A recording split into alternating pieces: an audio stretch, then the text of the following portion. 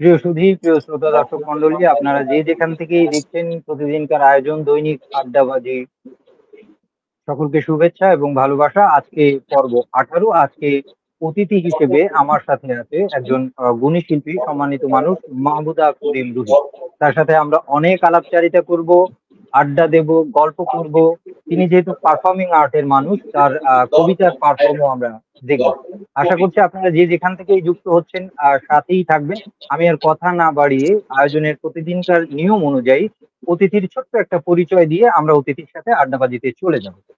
মাহমুদা করিম রুহি, বাবা মকবুল করিম, মা নাসিমা বানু, দুই বোন এক ভাই। জন্ম মেহেরপুরে, পড়াশোনা মেহেরপুর গার্লস স্কুল, মহিলা কলেজ।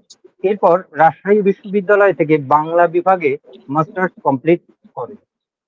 এরপর কর্মজীবনে অটবিতে ছিলেন দীর্ঘ 10 বছর। এখন সংসার জীবনে আছেন। শৈশব থেকে এই শিল্প সাহিত্যের সাথে তিনি যুক্ত আছেন, বিশেষ করে আবৃত্তি ও নাট্যকলার সাথে। তিনি আরণ্যলোক থিয়েটারে কাজ করেছেন দীর্ঘ সময়। তার প্রাপ্তির ভেতরে আছে মাধ্যমিক শিক্ষা সপ্তাহে পরপর 3বার তিনি জাতীয় পুরস্কার পেয়েছেন, 1997, 1998 এবং 1999 সালে। তো যাই হোক, আমি আর কথা বাড়াচ্ছি না। আপনারা সকলেই আশা করছি মুখিয়ে আছেন আজকের যিনি অতিথি, সম্মানিত অতিথি মাহমুদা করিম রুহির কথা শুনবার জন্য। আমি আর কাল বিলম্ব না করে চলে যাচ্ছি তার কাছে। তো রুহি, আপনি আজকের আয়োজনে শ্রোতা দর্শকদের সাথে আপনার কুশল বিনিময় করুন। অনেক ধন্যবাদ আপনাকে। জি বলেন। জি, আমি বলছি শ্রোতা দর্শক যারা যুক্ত হচ্ছেন বা হবেন তাদের প্রতি আপনার কুশল বিনিময় আর কি, শুভেচ্ছা বক্তব্য। আচ্ছা, হ্যাঁ, আমি মাহমুদা করিম রুহি। আসলে আমি খুব ক্ষুদ্র একটা মানুষ, মানে শিল্প সাহিত্যের সাথে জড়িত আছি অনেকদিন ধরেই, কিন্তু আসলে বলা যায় যে এখন আসলে চর্চার অভাবে অনেকটা ফাটা পড়ে গেছে। তারপরও আসলে যেহেতু রক্তের সাথে মিশে গেছে শিল্প সাহিত্য, তাই মাঝে মাঝে আসলে একটু উকি ঝুঁকি দেয় আর কি। আর সেসব গল্প নিয়েই আসলে আপনাদের সাথে আড্ডাবাজি, আর আজকের আড্ডাবাজি। আপনারা সবাই কেমন বাহ। আছেন? নিশ্চয়ই খুব ভালো। যে যেখানে তো আছেন যাই হোক, সবাইকে আমার শুভকামনা। হ্যাঁ, ধন্যবাদ রুহি আপনাকে। তো শ্রোতা দর্শক মন্ডলী, আপনারা যে যুক্ত হয়েছেন আজকের আড্ডাবাজিতে, যিনি অতিথি আছেন তার কাছে আপনাদের কোনো জানতে চাওয়া, ভালো লাগা, মন্দ লাগা থাকলে অকপটে মন্তব্যে লিখে জানাবেন, আমি তুলে ধরবো আজকের অতিথির কাছে। তো আমি আর আড্ডাবাজির শুরুতেই আমরা যেটা জানতে চাই যে আপনার এই শিল্প সাহিত্য জীবনে বিচরণ, এটা কখন কিভাবে শুরু হলো? আমরা একটু শুরুর গল্পটা শুনে আসি। আসলে খুব ছোটবেলা থেকে আমার শিল্প সাহিত্যের সাথে সম্পৃক্ততা। বলা যায় এক্সাক্ট আসলে ক্লাসটা কবে ছিল বা বয়স কেমন ছিল ঠিক সেটা মনে নেই, তবে যতদূর মনে পড়ে ক্লাস 3-4-এ পড়াকালীন সময়ে, মানে আমার এক বাংলা শিক্ষক ছিলেন। যখন আমি ক্লাস 3-4-এ পড়তাম, তখন উনি আমাকে পাঠ্যপুস্তকের একটা কাঠবিড়ালি কাঠবিড়ালি পেয়ারা তুমি খাও এই কবিতাটা একদিন পড়তে বলেছিল, জাস্ট এমনি ক্লাসে ধরা আর কি। তো ওই হুম। কবিতাটা পড়ার পর থেকে উনি আর কি, যে সম্ভবত 26শে মার্চ বা 21শে ফেব্রুয়ারির শিশু একাডেমি থেকে একটা প্রতিযোগিতা হতো। তো ওই প্রতিযোগিতায় উনি আমার নাম দিয়েছিলেন, মানে আর জানি না ওনার কাছে হয়তো কবিতাটা ভালো লেগেছিল বা পড়ার ঢংটা ভালো লেগেছিল, যার কারণে উনি মানে আমার ওই যে আমার একটা প্রতিযোগিতায় আমার নামটা দিয়েছিলেন আর কি। তো ওই আচ্ছা, আচ্ছা। প্রতিযোগিতার ওই ওই আমার প্রথম হচ্ছে মঞ্চে আবৃত্তি করা, মানে আমার জীবনের ফার্স্ট। তো ভীষণ বাহ। ভয় পেয়েছিলাম, আসলে জড়তা ছিল প্রচুর। মানে এত দর্শকের সামনে আবৃত্তি করা বা কোনো কিছু একটা উপস্থাপন করা, বিষয়টা কিন্তু আসলে বেশ কঠিন। হ্যাঁ, এটাই হ্যাঁ, আমার প্রথম মানে তা তো হাতে খড়ি বটে। আর কি। হাতে হাতে করি। তো যাই হোক, এভাবেই হ্যাঁ, পথ চলাটা শুরু তো মানে হলো। পথ চলাতে তো শুরু এই আর কি। হ্যাঁ, হ্যাঁ, হ্যাঁ, হ্যাঁ, শুরু গল্পটা আমরা মোটামুটি শুনলাম। আর একটু ছোট করে বা আপনার মতো করে শুনে আসি যে এই আবৃত্তি বা নাটক চর্চা বা শিল্প সাহিত্য চর্চার জীবনে আমরা বিভিন্ন শিল্পী সাহিত্যিকের বিভিন্ন জীবনের পথ চলায় বিভিন্ন প্রতিবন্ধকতাও দেখতে পারি, আবার প্রাপ্তিও দেখতে পারি। তো কখনো সেটা পারিবারিক হয়, সামাজিক হয়, সাংগঠনিক হয়, ব্যক্তি জীবনের হয়। সেই জায়গা থেকে আপনি কি কোনো প্রতিবন্ধকতা ফেস করেছেন কিনা? আর প্রাপ্তি বা এই যে পথ চলাটা, এতে কতটুকুই বা প্রাপ্তি হলো? আম, প্রথমে প্রথমে আসলে যে কথাটা না বললে নয় যে আমার শিল্প সাহিত্যের জগতে মূল অনুপ্রেরণা হচ্ছে আমার আম্মু। কারণ একটা পরিবার যদি সাপোর্ট না দেয় বা পরিবার যদি সহায় না থাকে, সহযোগিতা না করে, তাহলে কিন্তু কখনোই শিল্প সাহিত্যের জগতে এগিয়ে যাওয়াটা সম্ভব নয়। কারণ এখানে আর্থিক একটা ব্যাপার থাকে, তারপরে হচ্ছে মানসিক সাপোর্টের একটা ব্যাপার থাকে। সব মিলিয়ে আর কি পরিবারের সাপোর্টটা সর্বপ্রথম জরুরি। তো প্রতিবন্ধকতা বলতে আমি তো মেহেরপুরে বড় হয়েছি। মেহেরপুরে আমার প্রাইমারি, মাধ্যমিক, তারপরে কলেজ, সবকিছুই আমার মেহেরপুরে, এবং আমার শিল্প সাহিত্যের পথ চলার প্রথম থেকেই আর কি শুরুটাই হচ্ছে মেহেরপুরে। তো মেহেরপুর একটা ছোট জেলা শহর, যেখানে আসলে শিল্প সাহিত্যের এতটা বেশি প্রসার নাই আর কি, বা বিশেষ করে আমার সময়, মানে আমি যখন ছোট ছিলাম ওই সময় শিল্প সাহিত্যের প্রসার বা এতটা উন্নত ছিল না।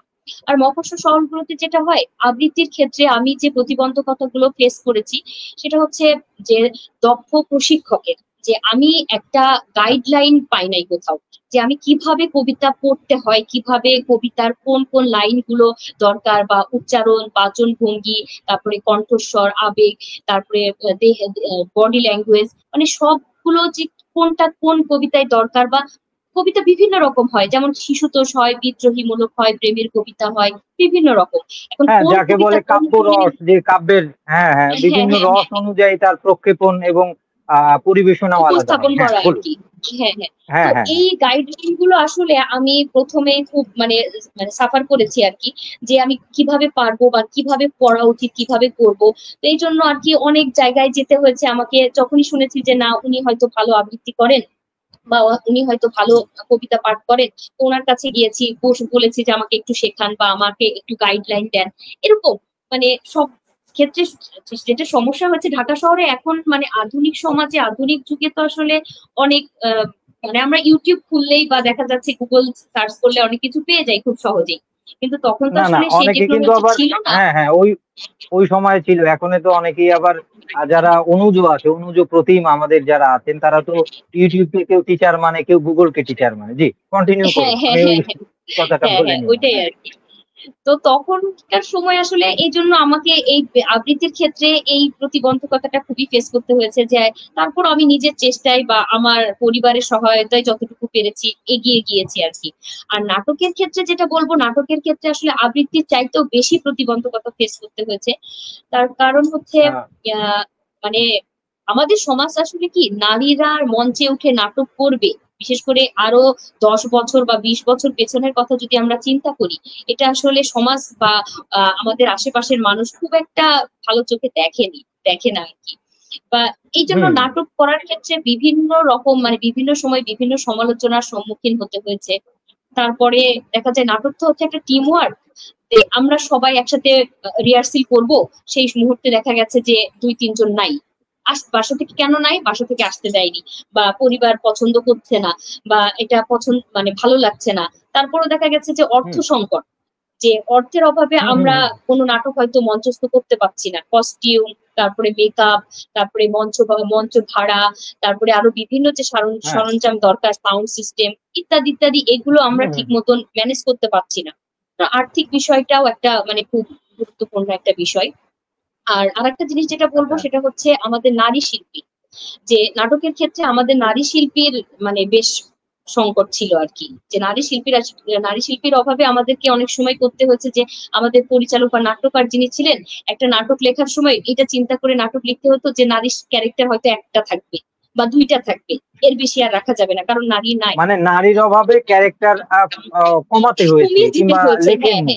হ্যাঁ হ্যাঁ হ্যাঁ, হ্যাঁ হ্যাঁ হ্যাঁ হ্যাঁ। লেখেননি, হ্যাঁ হ্যাঁ হ্যাঁ। ঠিক আছে। এটাই আর কি। তো যাই হোক যে আর কি, আচ্ছা, আর এরকম সংকটের। প্রাপ্তি, এর ভেতরে প্রাপ্তিও তো কিছু থাকে মানুষের, মানে ব্যক্তিগত ভাবে হোক, মনের খোরাক, কিংবা জাতীয় ভাবে, বা প্রাপ্তিগুলো কি কি এলো আর কি। আমরা অবশ্য প্রথমে জেনেছি যে সেটা আপনার শৈশব বা কৈশোরে বলা যায়, মাধ্যমিক জীবনে আপনি 3টে জাতীয় পুরস্কার পেয়েছেন। এছাড়া আর কি কি প্রাপ্তি আছে, মনের সুখ হোক বা হ্যাঁ, অন্য এটা কোনো আসলে প্রাপ্তি? আমার জীবনের খুব স্মরণীয় একটা মানে দিন বা ঘটনা আর কি, যে আবৃত্তিতে আমার জাতীয় পুরস্কার পাওয়াটা। এছাড়াও আসলে যখন আমি মানে আমি রাজশাহী ইউনিভার্সিটিতে যখন যাই, আমার অরণির মাধ্যমে আর কি, মেহেরপুরের অরণি থিয়েটারের মাধ্যমে আমার নাটকের প্রথম সূচনা। তো তারপরে আমার আস্তে আস্তে পথ চলা। তো রাজশাহী ইউনিভার্সিটিতে যখন যাই, যখন রাজশাহী ইউনিভার্সিটিতে কয়েকটা নাটক মঞ্চস্থ হয়, সেখানে যখন কিছু ভালো পারফর্ম করি, যে তখন যে একটা পরিচিতি, তখন যে একটা সবার কাছে যে একটা মানে কি বলবো, একটা সুনাম বা একটা ভালো লাগা, এই জিনিসটা আসলে অনেক বড় প্রাপ্তি ছিল আমার। আর কারণ আমার কাছে মনে হয়েছে যে নাটকের মধ্য দিয়ে আসলে মেসেজ গুলো যত তাড়াতাড়ি মানুষের কাছে বা সমাজের কাছে পৌঁছায় দেওয়া যায়, অন্য কোনো মাধ্যমে আসলে এত তাড়াতাড়ি পৌঁছানো যায় না।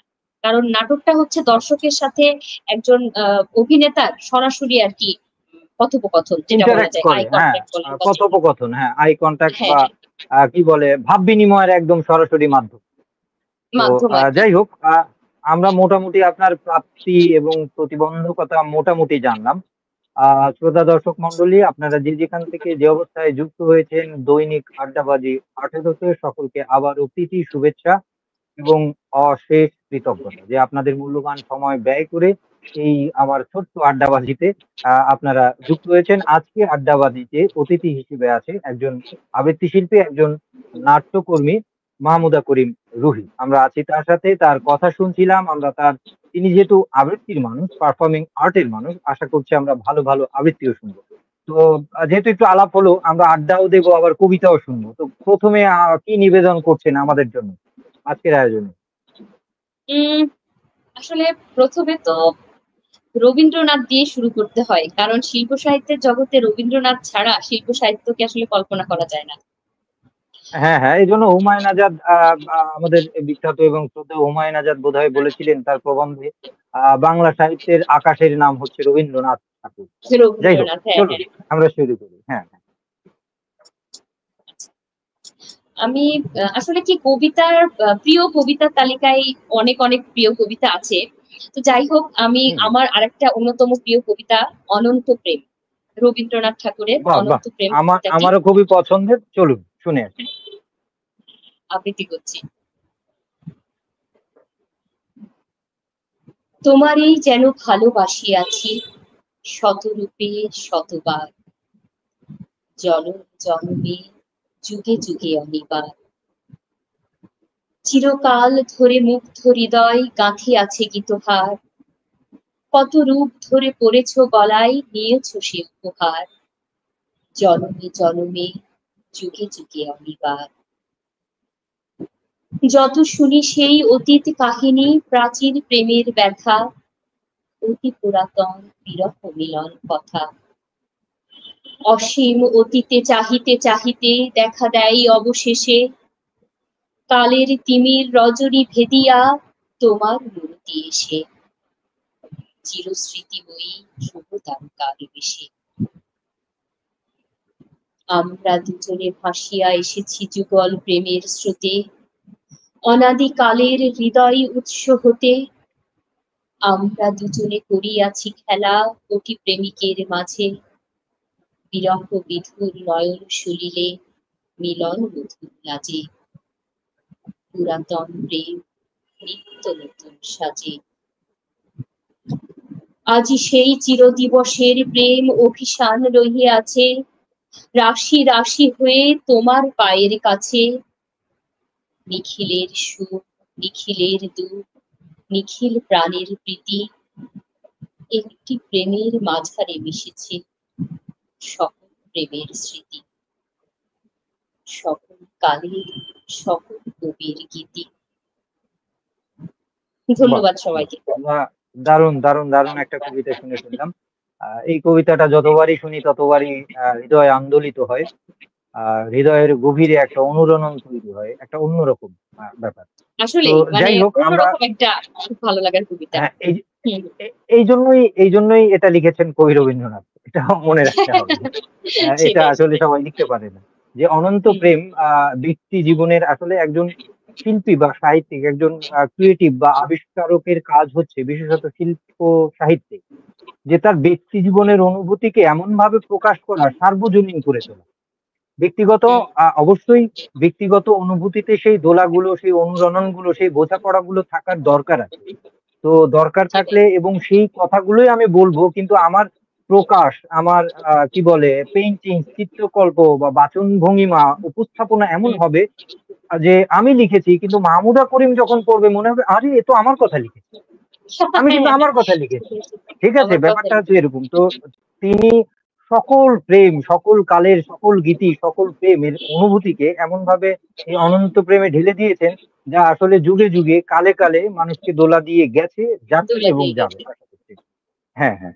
তো যাই হোক, আমরা ছিলাম আবৃত্তিতে, আমরা ছিলাম কথায়, আড্ডাবাজিতে। শ্রোতা দর্শক মন্ডলী, আপনারা যারা দেখছেন দৈনিক আড্ডাবাজি 18, সকলকে আবারও প্রীতি শুভেচ্ছা। আর এই আড্ডাবাজি ভালো লাগলে বেশি বেশি করে শেয়ার করে দিন। শিল্পীর কথা, শিল্পীর কথা, সুন্দরের কথা বেশি বেশি মানুষের কাছে পৌঁছে যায়। তো আমি আর কথা বাড়াচ্ছি না, চলুন আর একটু আড্ডাবাজি এবং আলাপচারিতায় আপনার মনোভাবে যাই, যে এ ব্যাপারটায় আপনার কি চিন্তা ভাবনা। আবৃত্তি ও নাট্য চর্চা যে কেউ চাইলেই কি করতে পারে, নাকি প্রশিক্ষণের প্রয়োজন আছে, আর থাকলে সেই প্রয়োজনীয়তা কতটুকু বা কি? আসলে ইচ্ছা শক্তির উপরে বড় শক্তি কিছু হতে পারে না, এটা খুব সত্য। মানে আপনার প্রশ্নটা খুবই একটা মানে অনেক গুরুত্বপূর্ণ এবং খুব সুন্দর একটা প্রশ্ন। যে এটা আমি আপনার প্রশ্নের পরে মানে খুব আমার ভালো লাগে যে আপনার এত সুন্দর একটা প্রশ্ন করার জন্য। এটা আসলে কি, প্রথমত সবকিছু যে কোনো কিছুর পিছনে আমার ব্যক্তিগত ওপিনিয়ন হচ্ছে কি ইচ্ছা শক্তি।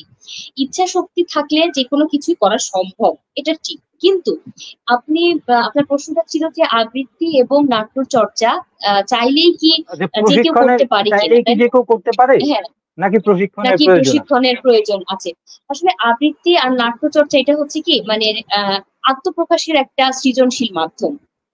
তো আমি অবশ্যই বলবো যে আমরা সবাই মানে আমরা যে কেউ কিন্তু আমরা আমাদের বন্ধু বান্ধবদের আড্ডায় বা যে কোনো স্কুল কলেজের ছোটখাটো প্রতিযোগিতায় আমরা চাইলেই কিন্তু একটা কবিতা পড়তে পারি বা একটা ছড়া পড়তে পারি বা ছোট একটা নাটিকা করতে পারি, এটা কিন্তু আমরা চাইলেই পারি। কিন্তু যদি আমরা এই নাটক এবং আবৃত্তির শাখাতে যদি আমরা সঠিকভাবে সঠিক ওয়েতে এগিয়ে যেতে চাই, তাহলে আমার মতে, আমার ব্যক্তিগত মতামত, যেখানে অবশ্যই প্রশিক্ষণের প্রয়োজন আছে। আমি আবৃত্তির ক্ষেত্রে যেটা বলবো সেটা হচ্ছে উচ্চারণ। ফার্স্ট স্টেপ মানে প্রথম পয়েন্ট হচ্ছে উচ্চারণ এবং বাচন ভঙ্গি। উচ্চারণ এবং বাচন ভঙ্গি আবৃত্তির ক্ষেত্রে খুবই গুরুত্বপূর্ণ একটা বিষয়। দ্বিতীয়ত হচ্ছে বডি ল্যাঙ্গুয়েজ, আবেগ, কণ্ঠস্বর ইত্যাদি বিষয়গুলো অবশ্যই আবৃত্তির ক্ষেত্রে খুবই গুরুত্বপূর্ণ। তো সেক্ষেত্রে আমি বলবো যে আবৃত্তির ক্ষেত্রে প্রপার মানে ভালো মানে ভালো প্রশিক্ষণের অবশ্যই দরকার আছে। না হলে ভালো গাইডলাইন না পেলে আমরা আসলে সঠিক ওয়েতে এগোতে পারবো না। আর নাটকের ক্ষেত্রে হুম। যেটা আমি বলতে চাই সেটা হচ্ছে যে অভিনয়ের কিছু মৌলিক নিয়মাবলী আছে বা মঞ্চ ইউজ করার কিছু নিয়মাবলী আছে। তো সেইগুলো যদি আমরা প্রশিক্ষণের মাধ্যমে বা বিভিন্ন মানে কৌশলের মাধ্যমে যদি আমরা না জানি, তাহলে এটা আসলে সঠিকভাবে দর্শকের কাছে মেসেজ গুলো পৌঁছায় দেওয়া সম্ভব নয়। যেমন নাটক করার ক্ষেত্রে যে দর্শকের সাথে আমার যে একটা আই কন্ট্যাক্ট বা দর্শককে একটা অডিয়েন্সকে ধরে রাখা কিন্তু খুব সহজ কথা নয়। ৪৫ মিনিট হোক বা ১ ঘন্টার একটা নাটকে আমি এক দর্শক মানে ৫০০ বা ১০০ ১,০০০ দর্শককে ধরে রাখবো আমার ডায়লগ দিয়ে, শুধুমাত্র আমার অভিনয় শিল্প দিয়ে। তো এটা কিন্তু একটা খুব বড় ধরনের আর্ট। তো এখানে অবশ্যই আমার এখানে প্রশিক্ষণের দরকার আছে যে আমি কিভাবে একটা দর্শককে আমি মোটিভেট করে বা তাদেরকে ধরে রাখবো আমার বাচন ভঙ্গি দিয়ে বা আমার উপস্থাপন দিয়ে, আমার অভিনয় দিয়ে কিভাবে আমি তাদেরকে ধরে রাখবো, প্রথম কথা। দ্বিতীয় কথা হচ্ছে একটা মঞ্চ কিভাবে ইউজ করতে হয় বা একটা লাইট, একটা সেটকে কিভাবে ইউজ করতে হয়, কিভাবে ব্যবহার করব বা কতটুকু আমার দরকার, কিভাবে মানে মানে প্রত্যেকটা সেট আপটাকে কিভাবে আসলে সুশৃঙ্খল ভাবে তৈরি রাখা যায়। তো সেই ক্ষেত্রে অবশ্যই আর কি প্রশিক্ষণের দরকার আছে বলে আমি মনে করি। বাহ, বাহ। তো এখন এই প্রশিক্ষণ গুলো আসলে যারা নিতে চায় বা তরুণ যারা, নবীন যারা আসছে, তারা হুম, হুম, কিভাবে নিতে পারে, বা সেই ধরনের পরিকল্পনা বা আপনি যদি একটু তথ্য দিতেন। আপনার কাছ থেকে এই হুম, জন্যই জেনে নিচ্ছি যে দর্শকরা বা যারা আগ্রহী, সে ২ জন হোক, ৫ জন হোক, বা তরুণ যারা আছে তারা যাতে একটু গাইডলাইন পায়। ঠিক আছে? যেমন আপনি বললেন যে আমি মেহেরপুরে ছিলাম, আমার ভালো গাইডলাইন ছিল না, প্রশিক্ষকের অভাব ছিল। তো এই হুম, জায়গাগুলো হুম, হুম। তারা কিভাবে ফিল আপ করবে? আচ্ছা, প্রথমত আমার কথা যেটা বলবো যে আমি যখন আসলে মানে আসলে কি আমি বলে না, মানুষ যখন আসলে প্রবলেমে পড়ে তখনই মানে সমস্যায় পড়ে তখনই কিন্তু সমাধানের পথ খোঁজে। এটাই কিন্তু আসলে সত্যি কথা। হ্যাঁ হ্যাঁ হ্যাঁ হ্যাঁ। আমার ক্ষেত্রেও তাই ছিল যে আমি যখন আসলে ফিল করতাম যে না আমি একটা কবিতা পড়ছি, না এটা আমার ভালো লাগছে না, মানে আমার নিজের কানেই যেন শ্রুতি মধুর হচ্ছে না, বা আমার এই লাইনটা ঠিক হচ্ছে না, মানে আবেগটা পুরোপুরি হচ্ছে না, বা একটা লাইনের কোথায় আমি একটু থামবো বা কোথায় আমি নিঃশ্বাসটা নিব আমি বুঝতে পারছিলাম না। তো তখন কি হয়, মানে আমি আসলে তখন চেষ্টা করেছি যে যারা আবৃত্তি ভালো করেন বা এখন তো আসলে সুযোগ সুবিধা অনেক বেশি, যে বিভিন্ন জায়গায় কিন্তু এখন আবৃত্তি কর্মশালা হয়। এটা আপনি মানে কেউ যদি আবৃত্তি কর্মশালা করতে চায় অনলাইনেও করতে পারে চাইলে, যে অনেক এখন বিভিন্ন গ্রুপ গুলো অনলাইনে আবৃত্তি কর্মশালা করায়। এছাড়াও শিমুল মোস্তফা আছেন, তারপরে আরো এখন বিভিন্ন আবৃত্তি সংগঠন গুলো আছে ঢাকাতে বা বিভিন্ন এলাকায়, ক্রাশ ইউনিভার্সিটি হোক বা আরো অন্যান্য জায়গাতে হোক, বিভিন্ন কর্মশালা গুলোতে আমার মনে হয় 2-3 দিনের কর্মশালা হয়, একদিনেরও হয়। তো আমার মনে হয় এই কর্মশালা গুলোতে যদি অংশগ্রহণ করা যায় তাহলে এখান থেকে অনেক কিছু শেখা যায়। আর যদি কেউ বাসায় বসে কিছুটা প্র্যাকটিস করতে চায় তাহলে আমি বলবো যে কিছু বই আছে উচ্চারণের। তো এই উচ্চারণের বইগুলি যদি নিজে নিজে একটু পড়া যায় বা দেখা যায় তাহলে কিছুটা মানে উপকারিতা পাওয়া যায়। উপকার আর পাবে, হ্যাঁ এই- উপকার। হ্যাঁ হ্যাঁ হ্যাঁ। আর একটা বিষয় হচ্ছে যে উম, আহ, যে কবিতা কবিতা বেশি বেশি পড়া এবং কবিতা বেশি বেশি শোনা। যে আমি এখন অবসর আছে বা আমি হয়তো রান্না করছি বা আমি হয়তো অন্য একটা কাজ করছি, ঘর গোছাচ্ছি, তো আচ্ছা কবিতাটা ইউটিউবে ছেড়ে বা একটা ক্যাসেট প্লেয়ারে ছেড়ে আমি কিন্তু কাজ করতে পারি গান শোনার মতো, তাহলে কিন্তু আমার কবিতাটা কানে বাজতে পারছে বা আমি কবিতাটা শুনছি। হুম হুম তো এখান থেকেও কিন্তু হুম। আমি উচ্চারণটা বা বাচন ভঙ্গিটা বা কিভাবে কোন জায়গায় আমি থামবো বা কিভাবে কোন শব্দটা কিভাবে উচ্চারণ করব, দন্তস্ব তারপরে মূর্ধন্য, মানে এই যে উচ্চারণ গুলো আমি কিভাবে করব বা তারা কিভাবে করছে, এই জিনিসগুলো আসলে অনেকটাই মানে পারা যায় আর কি, খেয়াল করলেই ওভারকাম অনেকটা করা যায়, বা হেল্প হ্যাঁ করা খেয়াল যায় আর করলে কি। সেটা আর কি দেখা যায়। আর যদি কেউ একদম পারা যায়, পুরোপুরি সঠিক নিয়মে গাইডলাইন পেতে চায়, ওই আপনার কথায় পেতে চাই, ফিরতে হ্যাঁ চাই, হ্যাঁ। বিভিন্ন কর্মশালায় বা ভালো হুম কোনো যিনি পারেন, সেটা আমরা শিক্ষক প্রশিক্ষক যাই বলি, তার হুম কাছে হুম কাছে গিয়ে তিনি যদি প্রশিক্ষণ নেন তাহলে দেখা যাবে A to Z আর কি, স্বরবর্ণ ব্যঞ্জন বর্ণ সহ তার ব্যবহার বিধি এবং উচ্চারণের যে প্রায়োগিক, এবং ওই যে আপনি প্রথমে বললেন যে ভাবের ব্যাপারটা বুঝতাম না যে কোন কবিতা কোন ভাবে হবে যখন মফস্বলে হুম ছিলেন। হ্যাঁ, তো ওই কাব্যর যে রস আছে, যাকে আমরা যদি আমরা নাট্য রস দেখি, কাব্য রস দেখি, পেইন্টিংস এর রস দেখি, মূলত রসটা হচ্ছে অনুভূতির রস, প্রকাশটা কোনটা, অদ্ভুত রস কোনটা, বীজ রস, শৃঙ্গার রস কোনটা, বীভৎস রস কোনটা, রুদ্র রস কোনটা, এই রসগুলো যখন তারা জানবে এবং তার সংজ্ঞাটা হুম যখন জানবে সহজ করে, তখন দেখা যাবে ব্যবহারে যে রাগ হলে তাকে কোন এক্সপ্রেশন দিতে হবে ভোকালে, ঠিক আছে? তো হুম হুম তখন হুম। তারা সহজে পারবে এবং সেই জিনিসগুলো ধারাবাহিকভাবে তারা শিখতে পারবে কোনো প্রশিক্ষকের কাছে গেলে। তো যাই সেটাই। হোক, আমরা মোটামুটি বোধহয় এই ব্যাপারটা নিয়ে একটু আলোচনা করে ফেললাম, হ্যাঁ হ্যাঁ। আমিও হয়তো দু কথা না, বলে যেমন ফেলেছি। আমি একটু একটু একটু বলতে হ্যাঁ চাই সেটা হচ্ছে হ্যাঁ কি যে হ্যাঁ। আমি একটু আগে রবীন্দ্রনাথের অনন্ত প্রেম কবিতাটা আবৃত্তি করেছি। তো সেখানে কি একটা লাইন, মানে আরো অনেক লাইন ছিল, একটা লাইন ছিল যে আমরা দুজনে ভাসিয়া এসেছি যুগল প্রেমের স্রোতে, অনাদি কালের হৃদয় উৎস হতে, মানে একটা প্রেম, হুম একটা আবেগ, একটা মধুর একটা লাইন। হুম। তো হুম এখানে হুম। যদি আমি এই লাইনটাকে যদি আমরা বলি, আমরা দুজনে ভাসিয়া এসেছি যুগল প্রেমের স্রোতে, অনাদিকালের হৃদয় উৎস হতে, জিনিসটা আসলে কি শ্রুতি মধুর শোনায় না, রূপ শোনাচ্ছে, কিন্তু হ্যাঁ শ্রুতি মধুর হ্যাঁ হচ্ছে। রুট শোনাচ্ছে, এইটা। কিন্তু আমি যদি আবৃত্তি করি, বলবীর বল উন্নত মম শির, শির নেহারি আমারই নত শির ওই শিখর হিমাদ্রির, বলবীর বল মহাবিশ্বের মহাকাশ ফাড়ি, চন্দ্র সূর্য গ্রহ তারা ছাড়ি, ভুলোক দুলোক গোলোক ভেদিয়া, খোদার আসন আরশ ছেদিয়া, উঠিয়াছে চির বিস্ময় আমি বিশ্ববিধাত্রীর। এই কবিতাটা যদি আমি এই যে এখন রসের পার্থক্য। বলবি, হ্যাঁ হ্যাঁ রসের যে পার্থক্য, হ্যাঁ হ্যাঁ, আমি এটাই হ্যাঁ হ্যাঁ। আসলে বোঝাতে চাচ্ছি যে আসলে এক একটা কবিতা এক একটা ঢঙের, মানে কবিতার আসলে কি, প্রথমে আমি একটা কথা বলতে ভুলে গিয়েছি, সেটা হচ্ছে কবিতা ফার্স্টে পড়ার পরে আসলে আমাদের আবৃত্তিতে যাওয়াটা উচিত না। প্রথমে আসলে কবিতাটা অনেকবার পড়া উচিত। কবি কবিতাটা কি ভাবনা থেকে লিখেছেন এটা আমাদের কখনোই আসলে বের করা সম্ভব নয়, কারণ এটা তার অন্তর্নিহিত একটা মনের ব্যাপার। তো হ্যাঁ তারপরও আমি এটা বলবো যে কিছুটা হলেও আমরা পাঠকরা অনুমান করতে পারি বা অনুমান করে নেই যে কবি হয়তো এভাবে লিখেছেন, বা কবি হয়তো তার মনের কোনো কষ্ট থেকে এই কবিতাটা লিখেছেন, অথবা কবি হয়তো তার প্রেমিকাকে হারানোর ব্যথা থেকে কবিতাটা লিখেছেন। আমরা আসলে একটা কি অনুমান করে নিই।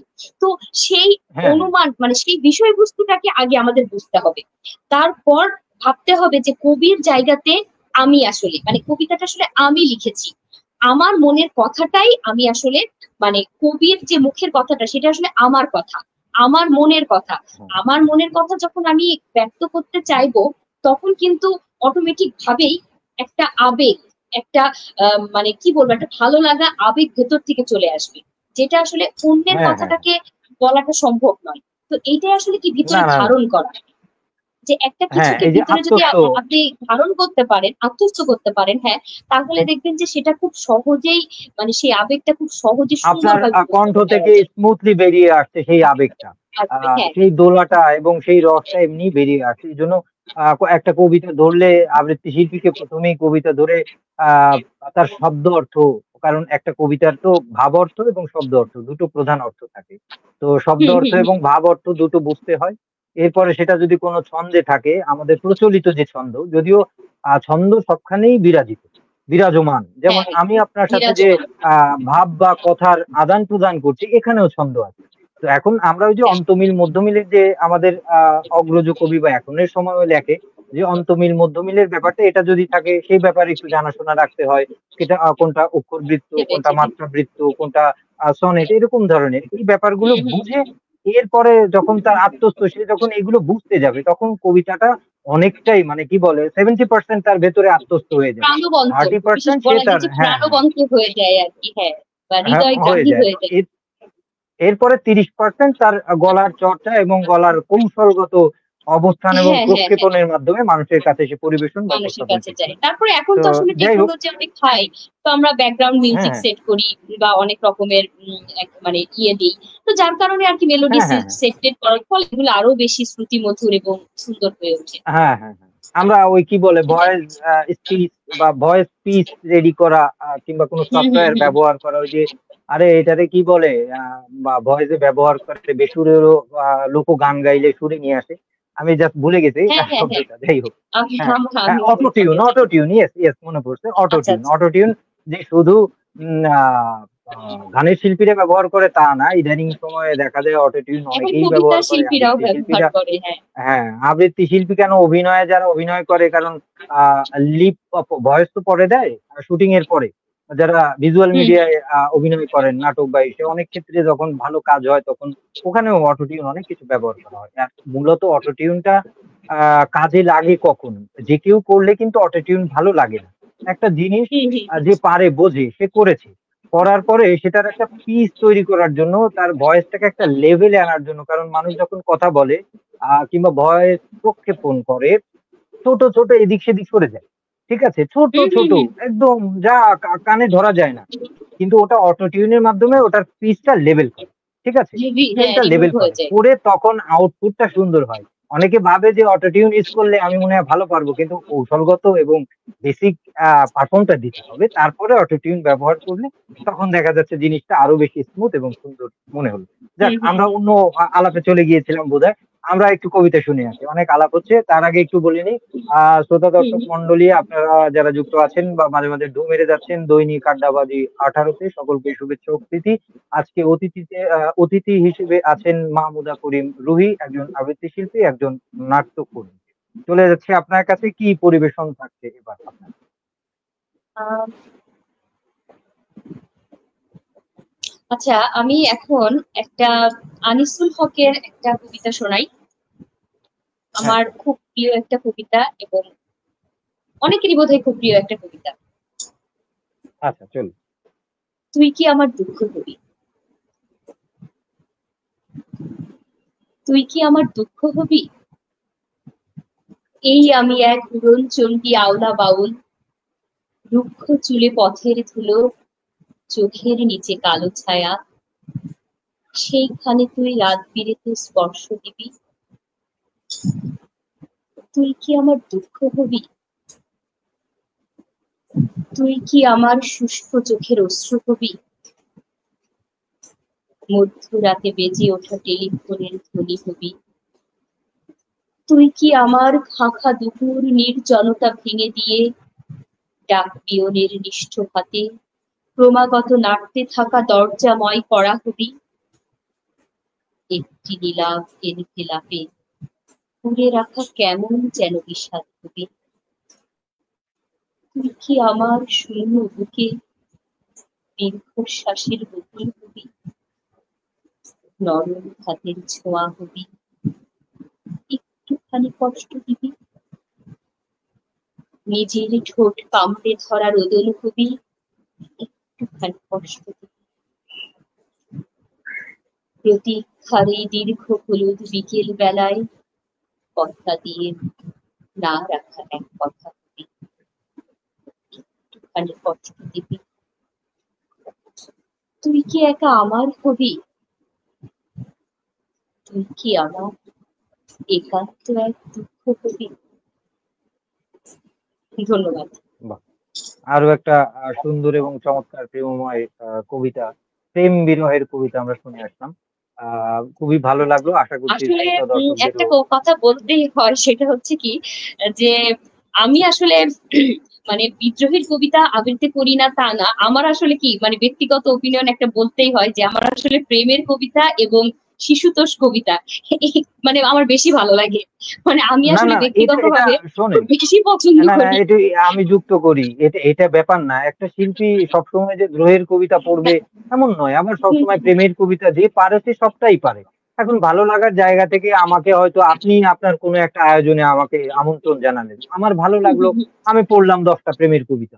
কবিতাই তো পড়ছি, অন্য কিছু তো পড়ছি না। সেটা বিদ্রোহের হোক বা প্রেমের হোক। আমি এটা মনে করি, সেটাই। স্বাভাবিকভাবে দেখি। তো আশা করি শ্রোতা দর্শক যারা যুক্ত হয়েছেন তারাও এই ব্যাপারগুলো স্বাভাবিকভাবে দেখবেন। আর আপনারা দেখছেন দৈনিক আড্ডাবাজি ১৮, দেখছি ফারজানা করিম লিখেছেন, চলে এসেছি, কেমন আছেন ভাইয়া? জি, আছি। মোটামুটি দেখতেই পাচ্ছেন এখনো জীবিত আছি, বেঁচে পড়তে আছি, সুস্থ আছি। তাই আপনাদের সামনে আড্ডাবাজি নিয়ে চলে এসেছি। আর আপনারা যখন মন্তব্য করেন, ভালো লাগা মন্দ লাগা জানান, তখন আরো বেশি প্রাণবন্ত হয়ে উঠি। তো যাই হোক, কথায় কথায় রাত গভীর হয় এবং গভীর হচ্ছে। আমাদের আরো আলাপ বাকি আছে, আরো কবিতা শুনবো। তো কালক্ষেপণ না করে চলে যাচ্ছি আপনার কাছে আবার ছোট্ট একটা জানতে চাওয়া থেকে। সেটা হচ্ছে আবৃত্তি ও নাটক ব্যক্তি জীবন, সমাজ জীবন, পরিবার জীবন সহ মানব জীবনে বা সভ্যতায় কি কি প্রভাব ফেলে? আর এর উপকারিতাই বা কি? বা কোনো অপকারিতা আছে কিনা? তো আবৃত্তি ও নাট্যচর্চার মাধ্যমে এছাড়া আপনি কি দিতে চান বা এখান থেকে আপনি কি নিতে চান? উম আপনাকে আসলে অনেক ধন্যবাদ আপনার খুব সুন্দর একটা প্রশ্ন করার জন্য। এটা আসলে একটা খুব গুরুত্বপূর্ণ প্রশ্ন। আসলে আবৃত্তি এবং নাটক ব্যক্তি জীবনে কিভাবে প্রভাব ফেলে? আবৃত্তি এবং নাটক ব্যক্তি জীবনে অবশ্যই খুব বিশেষ করে নাটকটা, নাটক আমি বলবো যে নাটক আমাদের ব্যক্তি জীবনে খুব বিশেষভাবে প্রভাব বিস্তার করে। কারণ আবৃত্তির মাধ্যমে আমরা আমাদের নিজের মন ও আত্মার মানে আত্মার শান্তি পাই আর কি। বিশেষ করে আমার মনে হয় আমি যখন আবৃত্তি করি তখন আমি একটা মানসিক শান্তি পাই। মানে আমার আত্মাটা কেমন যেন একটা প্রশান্তি হয়, বা একটা ভালো লাগা কাজ করে। আর আমারও মনে হয় সবারই যারা আবৃত্তি করেন তারা সবারই একটা আত্মার শান্তি পায় আর কি। আর মানসিক বিকাশ তো অবশ্যই ঘটে আবৃত্তির মাধ্যমে। আর নাটকের কথা যেটা বলবো যে নাটক হচ্ছে জীবনের বিভিন্ন দিককে উপলব্ধি করতে শেখায়। যে মানে আমরা যখন একটা নাটক প্রথমে পড়ি, সংলাপগুলো পড়ি বা নাটকের একটা যে ঘটনাগুলো পড়ি, দেখা যাচ্ছে যে একটা মানে কোনো মানে একটা জীবনকে, পুরো একটা জীবনের প্রতিচ্ছবিকে খুব ছোট করে উপস্থাপন করা আর কি। যেটা খুব সহজ কিন্তু কাজ নয়, যেটা আসলে একটা অভিনেতা তার অভিনয় শিল্পীর মাধ্যমে তার বাচন ভঙ্গি, তার সংলাপ সবকিছুর মধ্য দিয়ে মানুষের কাছে একটা ছোট গল্পকে মানে একটা জীবনের গল্পকে উপস্থাপন করা, এটা আসলে খুব বড় একটা মানে বলবো কোয়ালিটি বলা যায় আর কি। তো আমার কাছে মনে হয় ব্যক্তিগত এবং সামাজিক মূল্যবোধ দুটোতেই আর কি আবৃত্তি এবং নাটক মানে সাহায্য বা সহযোগিতা করে আর কি। কারণ সাহিত্যের বিভিন্ন শাখার মধ্যে আমার কাছে মনে হয় যে নাটক এবং নাটকের কথাটাই বলি, সাহিত্যের বিভিন্ন শাখার মধ্যে যদি নাটকের কথা বলি তাহলে এটা হচ্ছে একটা গুরুত্বপূর্ণ শাখা। তার কারণ নাটক এমন একটা বিষয় যেখানে আসলে সাহিত্যের সবকিছু জড়িত। যেমন গান, আবৃত্তি, নাচ, মানে একজন নাট্যশিল্পীকে কিন্তু সব দিকে মোটামুটি ভাবে দক্ষ হতে হয়। কারণ নাটকের ক্ষেত্রে দেখা যায় যেমন সংলাপ বলতে হয়, সংলাপের বাচন ভঙ্গিতা, কথা বলার ব্যবহার বা শুদ্ধ উচ্চারণ, তারপরে হচ্ছে কোনো কোনো সময় যে হয়তো নাচের একটা ক্যারেক্টার থাকতে পারে, কোনো কোনো সময় গানের একটা ক্যারেক্টার থাকতে পারে। তো এরকম বিভিন্ন কিছু আর কি আমাদের মানে নাটকের মাধ্যমে চলে আসে। তো আপনি আরেকটা কি কি আরেকবার আপনি প্রশ্নটা আরেকবার বলেন, আমি ভুলে গেছি, আচ্ছা আচ্ছা আচ্ছা, সরি। প্রশ্ন প্রশ্ন আচ্ছা, অসুবিধে নেই। মানে এটা হচ্ছে ব্যক্তি জীবন ও সমাজ জীবনে কি প্রভাব ফেলে, বা এর উপকারিতাই কি আচ্ছা কি আচ্ছা সমাজে আচ্ছা বা ব্যক্তি এখানে জীবনে। আচ্ছা হ্যাঁ। আচ্ছা, এখানে একটি কথা বলি যে নাটক হচ্ছে সমাজের কি, নাটক সমাজের বিভিন্ন সমস্যাগুলোকে তুলে ধরে এবং মানুষের কাছে এই মেসেজ গুলোকে মানে পাঠায় আর কি, যে যে সমাজ সমাজ সমস্যা মানে বিভিন্ন সমাজের যে সমস্যাগুলো, এগুলো আমরা নাটকের মাধ্যমে মানুষের কাছে পৌঁছে দিতে পারি খুব সহজেই। তো আমার কাছে মনে হয় যে সামাজিক ইয়েগুলোতে যে মাধ্যম হিসাবে নাটক একটি গুরুত্বপূর্ণ ভূমিকা রাখে আর কি, মানে বেশ ভালো আচ্ছা আচ্ছা, গুরুত্বপূর্ণ আর ভূমিকা রাখে। শেষে শেষে আরেকটু লেজ বাকি আছে, প্রশ্নের লেজ। দুঃখিত, মজা আচ্ছা করে আচ্ছা, বললাম। সেই লেজটা হ্যাঁ হ্যাঁ হচ্ছে বলেন। যে হুম। এই আবৃত্তি বা নাটক, এই শিল্প সাহিত্য চর্চার মাধ্যমে আপনি হুম। মানে নিজেকে কি দিতে চান এবং সমাজকে কি দিতে চান, এবং নিজেই বা কি নিতে চান? আচ্ছা, আমি যেটা বলবো যে আবৃত্তি এবং নাটক যেটা, সেটা যেটা কি কি উপকারে আসে বা সমাজের কি কি উপকারে আসে যদি বলি, তাহলে আবৃত্তি এবং নাটক এই দুটাই হচ্ছে সর্বপ্রথম মানুষের আত্মবিশ্বাসকে দৃঢ় করে। এটা খুব গুরুত্বপূর্ণ একটা বিষয়, যে আত্মবিশ্বাসকে দৃঢ় করে এবং মানুষের যে আহ, মানে মানসিক চাপ, আমরা আসলে সব সময় দেখা যায় কোনো না কোনো মানসিক একটা চাপে থাকি, বা আমাদের দৈনন্দিন জীবনে নানা সমস্যার কারণে হয়তো অনেক প্রবলেম হয় বা আমরা মানসিক একটা চাপে থাকি। তো আমার মনে হয় যে নাটক এবং আবৃত্তি এটা আমাদের মানসিক চাপ কমায়, বিশেষ করে আমার কমায় আর কি। এছাড়া আমাদের ভাষার দক্ষতাকে উন্নত করে। আর তাছাড়া আমাদের মানে কি বলবো সাবলীলতা বৃদ্ধি করে, যে একটা মঞ্চে আমরা এতগুলো দর্শকের সামনে খুব সাবলীল ভাবে যে একটা উপস্থাপন করা, এইটা আর এই জড়তাটা আমাদের দূর করে মানুষের সামনে। আর শব্দের মাধ্যমে না, আর শুধু আরেকটা বোধহয় কথা এই বলি যে জড়তা না, ব্যক্তি জীবনেও কর্মজীবনেও এর একটা সুফল পাওয়া যায়। তার কর্মে হ্যাঁ কথায় হ্যাঁ হ্যাঁ, জড়তা কমে যায় তার জীবনে, তার কমে বাচনভঙ্গি, যায় আর কি। ওঠা, এক্সপ্রেশন। হ্যাঁ হ্যাঁ, বলুন। আর আরেকটা আমি জাস্ট আরেকটা বলি যে শব্দের আসলে আবৃত্তি এবং নাটকের মাধ্যমে আমরা যে কোনো অন্যায় খুব মানে পরোক্ষ বা ভাবে প্রতিবাদ করতে পারি। এটা আমার কাছে মনে হয় যে একটা গুরুত্বপূর্ণ বিষয়, যে হ্যাঁ, আমরা যাই হোক আমরা হয়তো অস্ত্র নিয়ে মাঠে নামতে পারি না অনেকেই বা পারবো না, কিন্তু আমরা একটা কবিতা লিখে একটা অন্যায় প্রতিবাদ করতে পারি, অনুপ্রেরণা বা একটা যোগাতে পারি, কবিতা পড়ে, একটা অনুপ্রেরণা হ্যাঁ, বা যোগাতে পারি। অনুপ্রেরণা যোগাতে পারি। হ্যাঁ হ্যাঁ, এক্স্যাক্টলি কথাটা, অনুপ্রেরণা যোগাতে পারি। যেমন আমাদের নজরুল তো, যে মানে নজরুলের যে কবিতাগুলো, আমাদের বিদ্রোহের যে কবিতাগুলো, আহ, এই কবিতার মাধ্যমে কিন্তু আমরা আসলে বিদ্রোহের যে অনুপ্রেরণা, আমরা অনুপ্রেরণা পেয়েছি। হুম আমরা আসলে হুম, মানে অবশ্যই। প্রতিনিয়ত আমরা কবিতাগুলো যখন পড়ি তখন আসলে আমরা অনুপ্রেরণা পাই, এখনো পাই কিন্তু। তো এটাই যে উজ্জীবিত আমাদের হই, হ্যাঁ। এরকম উজ্জীবিত হয়ে আর কি। তেমনি নাটকও ঠিক একই রকম। তবে নাটক মেসেজটা হুম। কি খুব দ্রুত দেয়, মানে ডাইরেক্টলি দেয়, আর আহ, ডিরেক্ট নাটকের ভাবে। ব্যাপারটা হচ্ছে, নাটকের ব্যাপারটায় আমি একটু আপনার সাথে যুক্ত করি আপনার কথার এই হুম জুড়েই। যেমন নাটকের ব্যাপারটায় পোয়েট্রি যেমন প্রয়োজন আছে, পেইন্টিং বোঝাপড়ার প্রয়োজন আছে, সঙ্গীত বোঝাপড়ারও প্রয়োজন আছে। কারণ আপনার হ্যাঁ হ্যাঁ নৃত্যের জন্য আপনার সঙ্গীত প্রয়োজন, আপনার যদি কোনো এক্সপ্রেশনের জন্য পেইন্টিং প্রয়োজন, আর আপনার পোয়েট্রি কেন প্রয়োজন, আপনি যে ডেলিভারি দিচ্ছেন, ভোকাল ডেলিভারি, হুম তার জন্য পোয়েট্রিটা খুব দরকার। তো এই যে একটা কম্বাইন বা মাল্টি সবকিছু একটা বেসিক জিনিস নিয়ে যেটা তৈরি হয়, এবং মানুষের গ্রহণযোগ্যতা বা মানুষের মনে বেশি প্রভাব ফেলে নাটক, সেটা মঞ্চে হোক কিংবা টিভিতে হোক বা সিনেমায় হোক, যেটা ভিজুয়াল হুম মিডিয়া হুম বা যাই বলি আর কি। তো এটা খুব প্রভাব ফেলে, মানুষ ঢুকে যায়। কারণ আমাদের মনে আছে, আমি আমার কথা বলি, আমি যখন ছোটবেলায়, তো একটাই টিভি ছিল, বিটিভি। যখন ফিল্ম হুম হতো, হুম, হুম। নায়ক যখন খুব মারামারি করছে, আমার এক্সপ্রেশন হতো, মানে আমি যেন হ্যাঁ মারামারি হ্যাঁ হ্যাঁ করছি। যখন নায়ক হ্যাঁ, কাঁদছে কিংবা নায়িকা কাঁদছে, নায়কের মা কাঁদছে, আমার চোখ ছলছল করছে।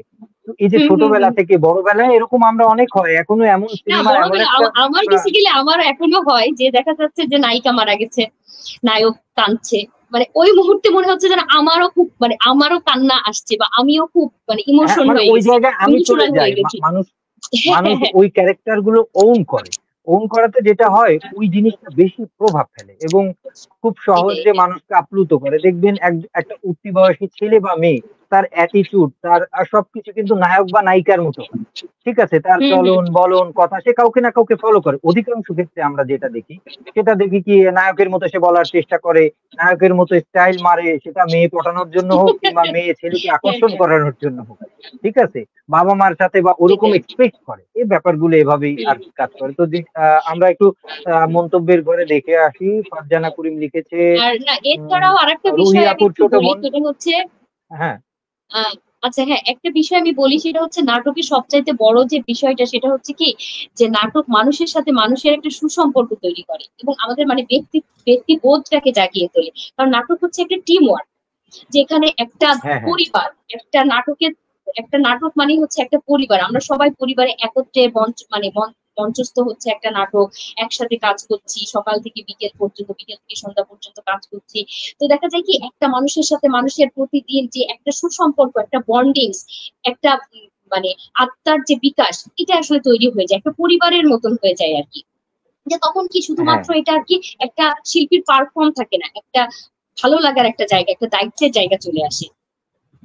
হ্যাঁ, আচ্ছা ঠিক আসলে আছে। শিল্প সাহিত্য মানুষকে মানে কি বলে মাধুর্য শেখায়, তার রুচি তৈরি করে, তার ভেতরে মূল্যবোধ তৈরি করে, কোনটা সাদা হুম হুম কোনটা হুম হুম। কালো সেটা কালো, দেখতে শেখায়, তার যে সেটা অন্তর্দৃষ্টি দেখবে সেটা খুলে দেয়। বলা যায় তখন যে সে মানুষের ন্যায় মনকে আলোকিত করে। হুম। আলোকিত করে, যে মানে আলোকিত যার কারণে সে সত্য এবং সুন্দরকে সবসময় গ্রহণ করে এবং গ্রহণ অন্ধকার করে। কদাকারকে সে সবসময় বর্জন করে। ঠিক আছে, তার হুম। জীবন, তার বলন, তার পঠন, তার চলন আরো বেশি মানবিক হয়ে ওঠে এবং সে মানবিক একজন হয়েছে। মূল্যবোধ সম্পন্ন মানুষ হয়ে যায়। তো যাই হোক, ফারজানা করিম বোধহয় আপনার ছোট বোন, রুহি আপুর ছোট বোন, তিনি লিখেছেন। ধন্যবাদ, আপনি সাথে আছেন, খুবই ভালো লাগলো। হুম হুম। তারপরে দেখছি NI নাহিদ লিখেছে, ভালো লাগছে। তিনি আরো লিখেছে, মানুষ সুন্দর হলে সবকিছুই সুন্দর হয়। হ্যাঁ, এটাই সত্যি কথা। মানুষ সুন্দর হওয়ার প্রধান হাতিয়ার হচ্ছে তার চিন্তা ভাবনা, তার মূল্যবোধ, হুম। তার জ্ঞান, তার তথ্য। আর তার জন্য যেটা প্রয়োজন সেটা হচ্ছে এই যে শিল্প সাহিত্য, যা নিয়ে অনেক অনেক আমরা আড্ডাবাজি বা কথোপকথন বিনিময় করছি। তো যাক, আমরা তো দেখতে দেখতে সময় পার করছি। আমরা আড্ডা দিলে হয়তো অফলাইনে আড্ডা দিলে বা মুখোমুখি আড্ডা দিলে তখন সময়ের আর ধরা বাঁধা ব্যাপার থাকে না। ২ ঘন্টা, ৩ ঘন্টা, ৫ ঘন্টা সারা রাত আড্ডা দিতেই পারি। কিন্তু যেহেতু আমরা একটু আয়োজন করে বসেছি, একটু ফেমে থাকি, তো সময়ের একটা ব্যাপার থাকে। তো শ্রোতা দর্শক হুম মন্ডলী, হুম হুম। আপনারা যারা দেখছেন দৈনিক আড্ডাবাজি 18, সকলকে আবারও অনেক অনেক শুভেচ্ছা, ভালোবাসা, কৃতজ্ঞতা। সাথেই থাকুন। আজকে অতিথি হিসেবে আছে মাহমুদা করিম রুহি, একজন আবৃত্তি শিল্পী, একজন নাট্যকর্মী। তো যাক, তারা বোধহয় মুখিয়ে আছে আপনার আবৃত্তি শোনবার জন্য। একজন অলরেডি লিখেছে, খুব ভালো লাগছে, দারুণ হয়েছে। তো এবার কি শুনছি আবৃত্তিতে? আহ আসলে আহ, প্রেমের কবিতা হলো, দুঃখের কবিতা হলো, এবার একটু একটা বিদ্রোহের কবিতা আবৃত্তি করি। বিদ্রোহী ঠিক না, মানে একটু অন্য টাইপের। দ্রোহের কবিতা। হ্যাঁ, চলুন চলুন চলুন। কবি শামসুর রাহমানের বাইবেলের কালো অক্ষরগুলো।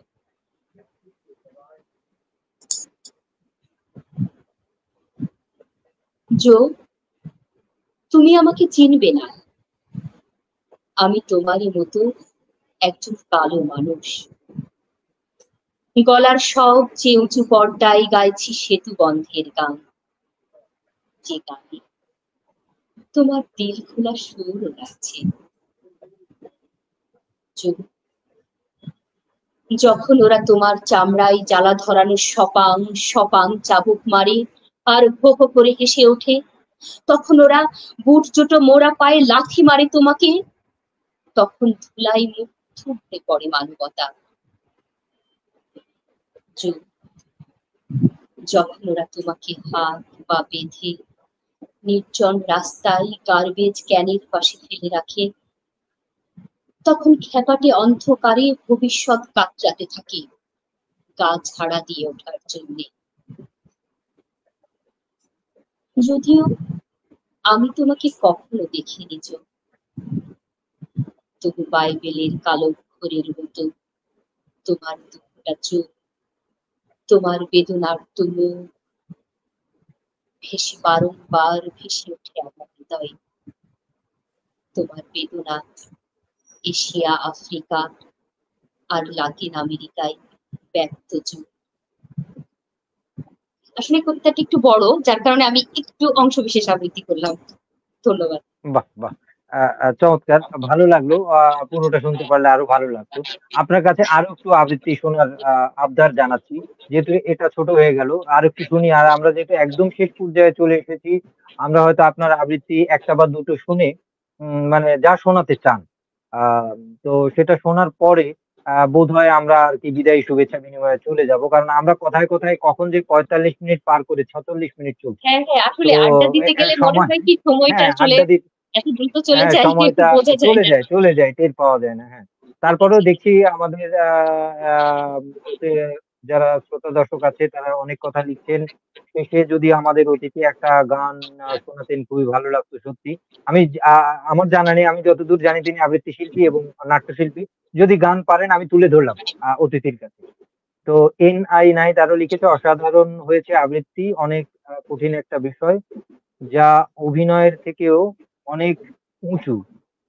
সত্যি অনেক ভালো হয়েছে। জি, আপনাকে অনেক, অনেক ধন্যবাদ। আর সাথেই থাকুন। আজকে দৈনিক আড্ডাবাজি ১৮ হচ্ছে। আর সাথে অতিথি হিসেবে আছে একজন আবৃত্তি শিল্পী, নাট্যকর্মী মাহমুদা করিম রুহি। তার সাথে অনেক, অনেক গল্প হচ্ছে, আড্ডা হচ্ছে। তার শিল্প ভাবনা শুনছি। শিল্প নিয়ে তার চিন্তা ভাবনা এবং তার ফাঁকে, ফাঁকে আমরা ছোট, ছোট তার চমৎকার, চমৎকার পরিবেশনা শুনছি। তো এখন আপনি আমাদেরকে কি শোনাচ্ছেন? যেহেতু আমরা একদম শেষে চলে এসেছি। ১ টা ২ টো কিংবা আপনার ইচ্ছে মতো তারপরে আমরা বিদায়ী শুভেচ্ছায় আ চলে যাব। আমি একটা মানে ছোট, ছোট কয়েকটা কবিতা মানে কয়েকটা লাইন করব। আমার খুব হুম, পছন্দের হুম, হুম, লাইনগুলো। তারপরে আমি হুম। একটা বড় কবিতা আবৃত্তি করব। ১ টা বা ২ টা। যদি হ্যাঁ, সময় থাকে চলুন, আরকি বা চলুন, চলুন। আপনি যদি হ্যাঁ, আগ্রহী হন আরকি। সময় আছে। আমরা ১ ঘন্টার ভেতরে পারবো। এখনো আপনার ১৪ মিনিট সময় আছে। হুম, হুম। আসলে হেলাল হাফিজের একটা মানে কবিতা, ছোট একটা মানে অচল প্রেমের পদ্য। ৪ টা লাইন আরকি হ্যাঁ, খুব হ্যাঁ। ভাল লাগে। জাস্ট আমি শেয়ার করছি বাহ! সবার সাথে। হয়তো তোমাকে হারিয়ে দিয়েছি, নয়তো গিয়েছি হেরে। থাক না ধ্রুপদী অস্পষ্টতা, কে কাকে গেলাম ছেড়ে। ছোট্ট একটা অচল বাহ! প্রেমের পদ্য। হ্যাঁ, হ্যাঁ। পদ্য আমার পছন্দের। হেলাল হাফিজের আরো একটা আমার পছন্দের কবিতা বোধহয় বাংলা সাহিত্যের সবচেয়ে শক্তিশালী ২ টো লাইন আমার মনে হয়। আ হুম, হুম।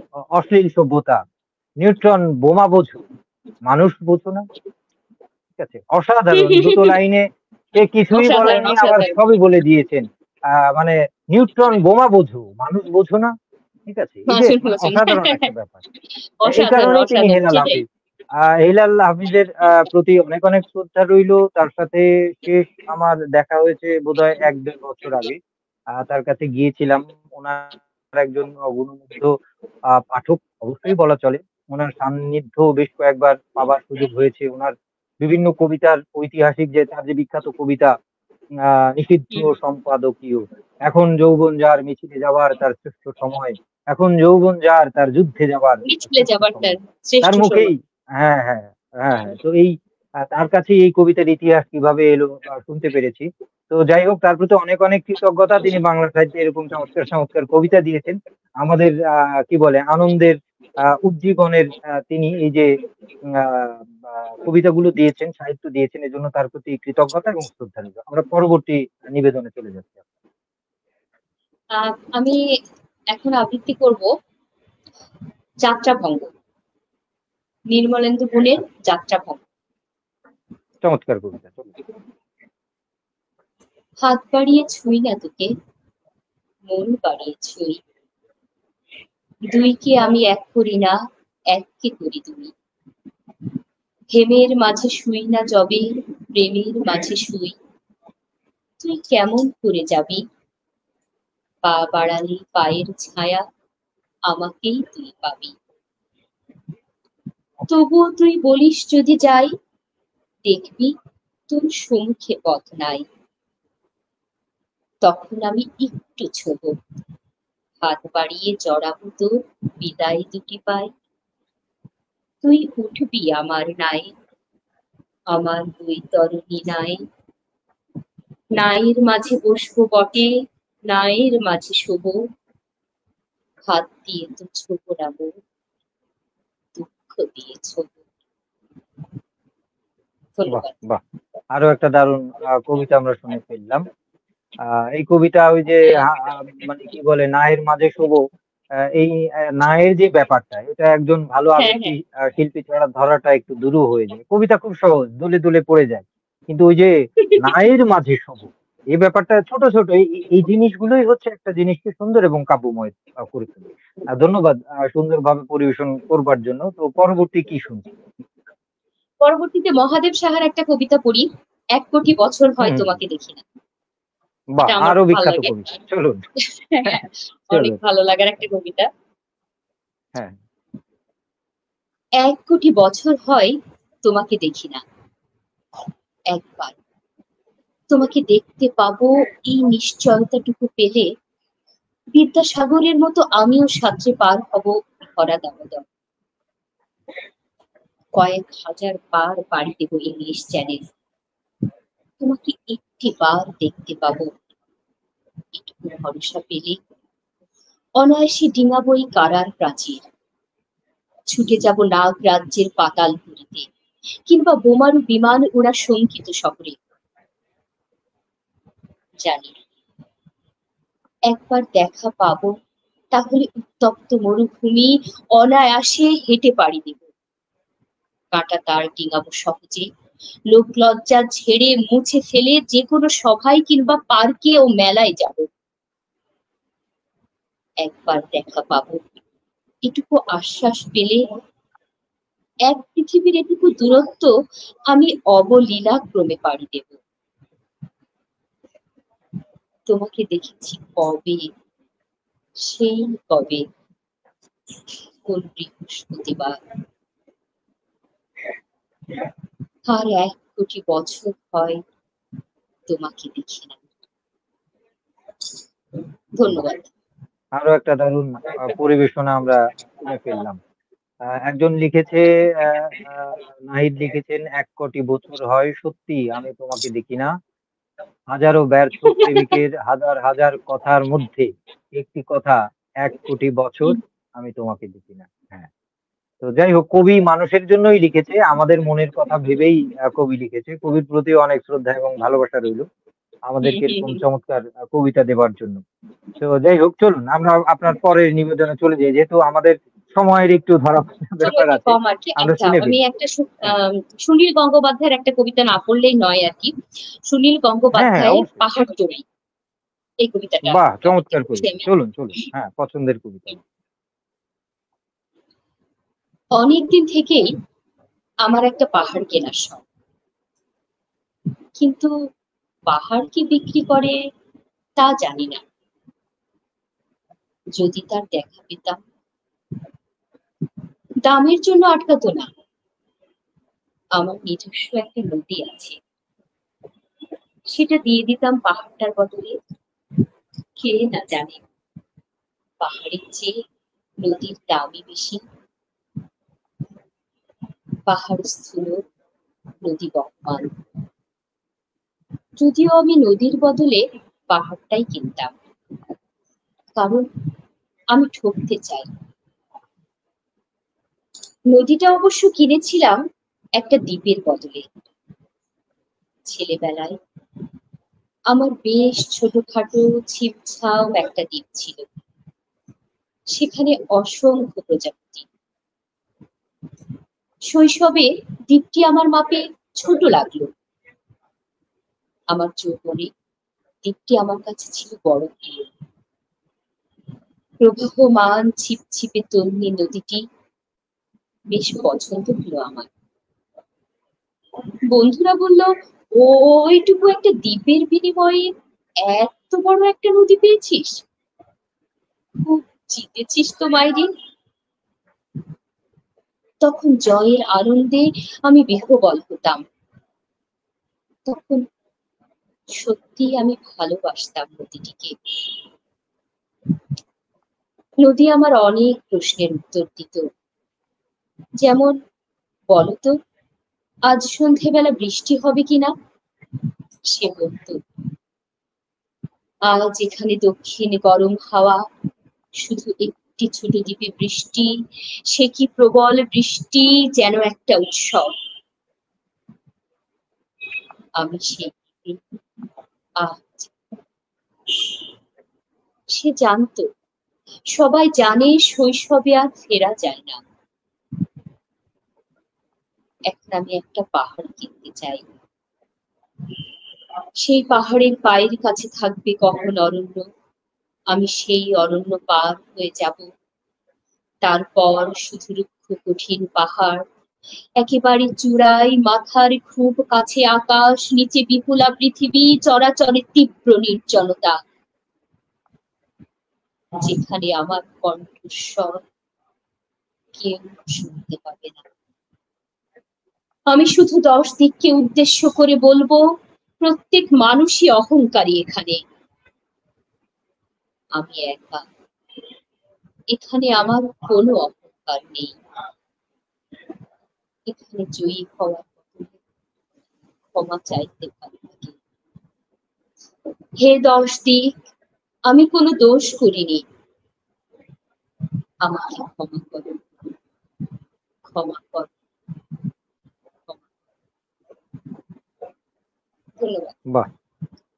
আরো একটা চমৎকার কবিতা আমরা শুনে ফেললাম। সুনীল গঙ্গোপাধ্যায়ের অনেক অনেক বিখ্যাত কবিতা আছে, তার ভেতরে এটাও অনেককেই দোলা দেওয়ার মতোই কবিতা। তো আসলে যাই হোক, অনেক আমরা মানে কি আর কোনো হুম, হ্যাঁ, হ্যাঁ, বলুন, বলুন। না না, আমি এটা আমরা বলতে চাচ্ছি যে আসলে হুম, সুনীল গঙ্গোপাধ্যায়ের আসলে অনেক কবিতা আছে যেগুলো আসলে খুব চমৎকার, খুবই চমৎকার।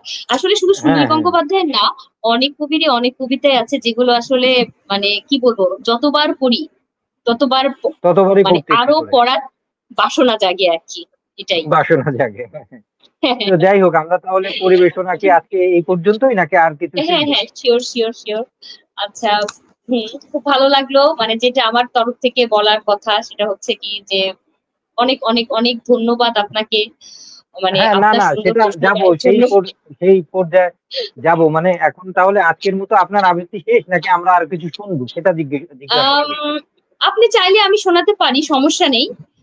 আমার তাহলে আমরা মানে আরেকটা শেষ, আবৃত্তি, আরেকটা ঝুলিতে কি অনেক কবিতা আছে আমি জানি। শোনাবো?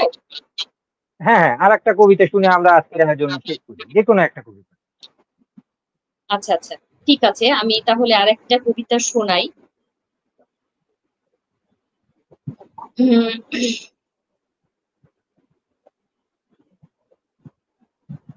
বসন্ত নয় অবহেলা। দর্পণ কবিরের এই কবিতাটা আমার খুব পছন্দের একটা কবিতা। আমি এই কবিতাটা দিয়েই শেষ করছি। বসন্ত নয়, আমার দরজায় প্রথম কড়া নেড়েছিল অবহেলা। ভেবেছিলাম অনেকগুলো বর্ষা শেষে শরতের উষ্ণতা মিশিয়ে এলো বুঝি বসন্ত।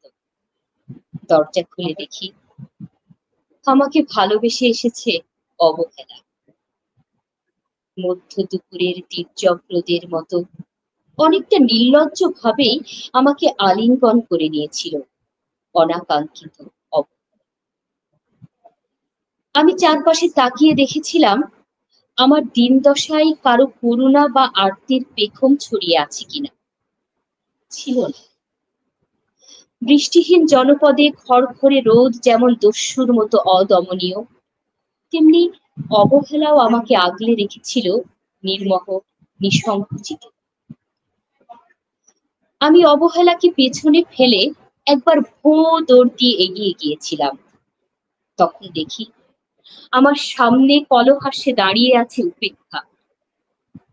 উপেক্ষার সঙ্গেও একবার কানামাছি খেলে এগিয়ে গিয়েছিলাম তোমাদের কোলাহল মুখর আনন্দ সভায়। কি মিলেছিল? ঠোঁট উল্টানো ভৎসনা আর অভিশপ্ত অনুরার মতো এক তাল অবজ্ঞা। তাও সয়ে গিয়েছিল একটা সময়। ধরেই নিয়েছিলাম আমার কোনো কালেই হবে না রাবীন্দ্রিক প্রেম। তোমাদের জয়গানের কলতালিতে নত যেন থেকেছিল আমার চাপা আক্ষেপ লজ্জা। বুঝে গিয়েছিলাম জীবনানন্দময় স্বপ্ন আমাকে ছোবে না কখনো। জয়নুলের রং নিয়ে কল্পনার বেশাতি, হারানো দিনের গানের ঐন্দ্রালিক তন্ময়তা, বা ফুল পাখি নদীর কাব্যালাপে কারা মশগুল ছিল, এ নিয়ে কৌতূহল দেখাবার দুঃসাহস আমি দেখাইনি কখনো। এত কিছু নেই জেনেও নজরুলের মতো বিদ্রোহী হব, সেই অমিত শক্তিটুকুও আমার ছিল না। মেনে নেওয়ার বিনয়টুকু ছাড়া আসলে আমার কিছুই ছিল না, শুধু ছিল অবহেলা, উপেক্ষা আর অবজ্ঞা। হ্যাঁ, একবার তুমি বা তোমরা যেন দয়া করে বাঁকা চোখে তাকিয়েছিলে আমার দিকে। তাচ্ছিল্য নয়, একটু মায়াই যেন ছিল। হতে পারে কাপা আবেগও মিশ্রিত ছিল তোমার দৃষ্টিতে। ওইটুকুই আমার যা পাওয়া। আমি ঝরে যাওয়া পাতা, তুমি ছিলে আকস্মিক দমকা হাওয়া। তারপরও অবহেলার চাদর ছাড়িয়ে, উপেক্ষার দেওয়াল ডিঙিয়ে ও অবজ্ঞার লাল দাগ মুছে জীবনের কোনো সীমারেখা ভাঙতে পারিনি আমি। একথা জানি শুধু অন্তর্যামী। অনেক স্বপ্নপ্রবণ হয়ে একবার ভেবেছিলাম, এই অবহেলার তুষারপাতের মুখচ্ছবি, উপেক্ষার কাঁচের দেওয়াল, অবজ্ঞার কুচকুচে অন্ধকার, এর কিছুই থাকবে না একটি বসন্তের ফুৎকারে। একটি ছলবলে পোশাক গায়ে জড়িয়ে, হাতের মুঠোয় বসন্ত নিয়ে অন্তত একটি সন্ধ্যাকে উজ্জ্বল করে নেব, এমন ভাবাবেগও ছিল আকাশের কার্নিশে লেপ্টে থাকা পেঁজা মেঘের মতো। ওই মেঘ কখনো বৃষ্টি হয়ে নামেনি, তোমার বা তোমাদের নাগরিক কোলাহল কখনো থামেনি। অর্ধেক জীবন ফেলে এসে দেখি অনেক কিছু বদলে গেছে। সে কি? কোথায় হারালো কৈশোরের দিনলিপি, বিপন্ন করা অবহেলা, স্বপ্নকে অবদমনের স্বরলিপিতে আটকে ফেলা উপেক্ষা, আর তারুণ্যকে ম্রিয়মান করে রাখার অবজ্ঞা? ওরা আমাকে চোখ রাঙাতে পারে না ঠিক, তবে এখনো পোড় খাওয়া দিন বড্ড রঙিন।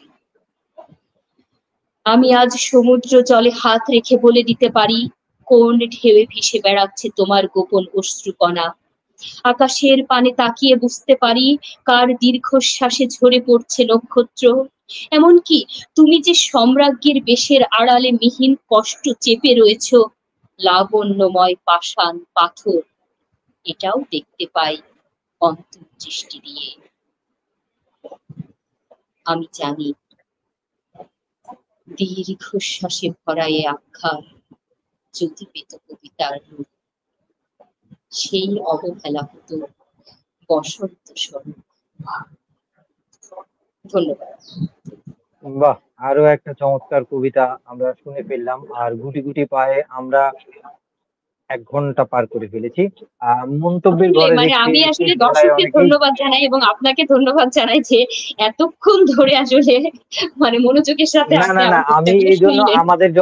আমাদের যখন ব্যাক স্টুডিওতে কথা হয়েছে অনুষ্ঠান বিষয়ক, আপনিও বলেছিলেন যে দর্শক থাকবে কিনা, কিংবা আমরা কথা বলতেও এতক্ষণ ধরে আমরা আধা ঘন্টা থেকে 45 মিনিট করি, আসলে সকলেই বলেন, কিন্তু যখন আড্ডাবাজিতে ডুবে যায় কখন যে 1 ঘন্টা হুম, হয়ে হুম, যায় আমি হুম, হুম। টের পাই না। এই জন্য আমরা টের পাই না, এই জন্য আমি ডিউরেশন সর্বোচ্চ 1 ঘন্টা রাখি।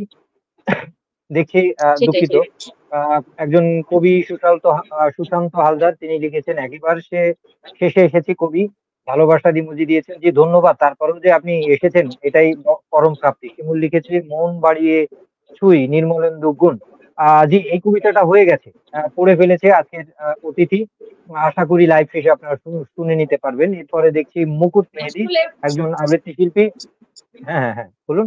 হুম, মানে আমি আসলে লাস্টে একটা কথা না বললেই না, সেটা হচ্ছে কি আমার আসলে অনেকগুলো কবিতা মানে কবিতাতে কিছু ভুল ত্রুটি আছে, আমি নিজে উপলব্ধি করতে পারছি। আপনারা আসলে ক্ষমা সুন্দর দৃষ্টিতে দেখবেন, কারণ আমি দীর্ঘদিন আসলে কবিতা চর্চা থেকে একটু দূরে আর কি, মানে চর্চা করি কিন্তু ঠিক এতে সেইভাবে এতে নিয়মিত অসুবিধে চর্চা নেই, আমার এটা হয় না। ক্ষমা সুন্দর। এজন্য মূলত আসলে কি মূলত আমার আমার আমার আয়োজনটা তো কথার আয়োজন। ঠিক হ্যাঁ, আছে? হ্যাঁ, হ্যাঁ। না আমাদের আসলে আমার কথার এখানে আয়োজন, কি আমরা অনেকে কথা হয়তো বলতে এসেছি। অনেক কবি আছেন বা অনেক আবৃত্তিকারও হয়তো আছেন আমাদের দর্শকের সারিতে। তো তারা হয়তো বুঝতে পারবেন যে বিষয়গুলি। তো এইজন্য তাদের কাছে আমি আসলে ক্ষমা চেয়ে নিচ্ছি যে আসলে আমার কিছু ভুল ত্রুটি রয়েছে। এটা আমি অনুধাবন করতে পারছি। যেগুলো পরবর্তী আড্ডাবাজিতে আ ইনশাআল্লাহ ওভারকাম করতে পারব। হ্যাঁ, হ্যাঁ, সেই থ্যাংক কামনাই রাখছি। দিচ্ছি ইউ। আ মুকুট মেহেদী একজন আবৃত্তি শিল্পী। তিনি লিখেছেন সুন্দর। তাপস চক্রবর্তী, আ আপনাকে অনেক, অনেক ভালোবাসা। প্রতিদিন আমার আয়োজনে তাকে দেখতে পাই। এটা আমার জন্য খুবই ভালো লাগার বিষয়। কৃতজ্ঞতা। তিনি লিখেছে দারুণ। অনেক ধন্যবাদ তাপস চক্রবর্তী বর্তী। এরপরে দেখছি এন.আই. নাহিদ আরো লিখেছে পরিশেষে আমিও বলতে চাই, অনেক বছর পরে সময় করে মন দিয়ে কবিতা শুনলাম। অনেক ভালো লাগলো। ধন্যবাদ সংশ্লিষ্ট সকলকে। স্পেশাল থ্যাংকস প্রিয় মাহমুদা করিমকে। অনেক ভালো সময় উপহার দেওয়ার জন্য।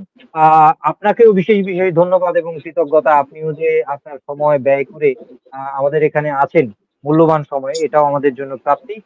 তাপস চক্রবর্তী শেষে দেখছি আরো লিখেছেন, বাহ!